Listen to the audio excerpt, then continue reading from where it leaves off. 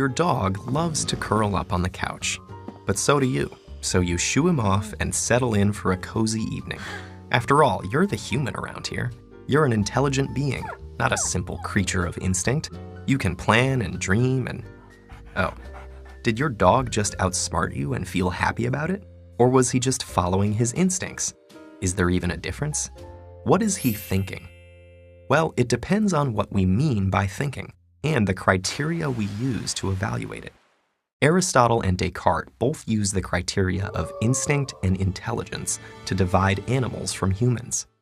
Aristotle believed that humans possess reason, while animals could only follow brute instincts for survival and reproduction. Almost 2,000 years later, Descartes suggested a more extreme version of that idea, arguing that animals following instincts were indistinguishable from robots responding mechanically to stimuli in their environments. But the consensus against animal intelligence began to unravel with Darwin's theory of evolution. Darwin hypothesized that intelligence could evolve from simpler instincts. He had observed earthworms making choices about how to drag oddly shaped leaves into their burrows, and was struck that a human might employ similar means to solve a similar problem. And if, as he thought, humans are descended from simpler creatures, then perhaps our minds lie at the far end of a continuum, differing from theirs in degree, but not in kind. Recent experiments showing that many species can solve complex problems confirm Darwin's initial hypothesis. Elephants use objects to reach inaccessible places. Crows make their own tools and can use water displacement to get a reward. Octopuses can open jars after watching others do so, and can even remember the process months later. Such tasks involve considering aspects of a problem separately from the immediate situation and retaining the strategy for later use. Still, while animals can solve complex problems, how do we know what, or even that, they are thinking?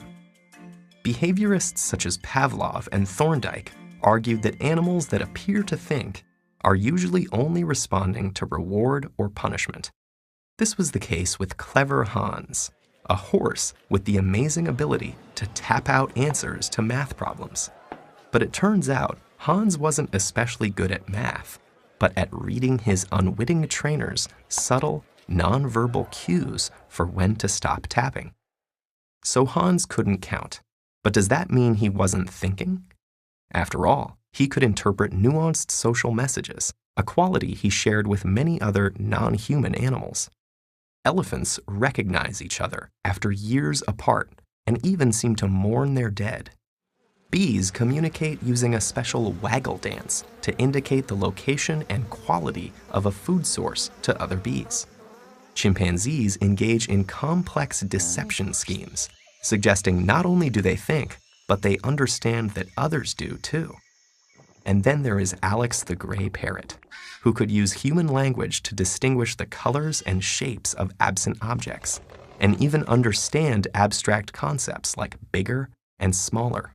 That sounds a lot like intelligence, and not just the work of mindless machines. But while a non-human animal can solve problems and even communicate, for humans, thinking also involves consciousness, the ability to reflect on our actions, not simply to perform them. So far, none of our studies tell us if having the intelligence to outsmart us means that our dog can also feel good about doing so. What we really want to know is, what is it like to be a dog, or an octopus, or a crow? Philosophers of mind call this the hard problem, because while you and I can report what it feels like to be a human, nobody speaks horse. Even a talking parrot like Alex couldn't tell us how he feels about the colors he could name. And what if consciousness comes in different forms? Would we even recognize the consciousness of bees?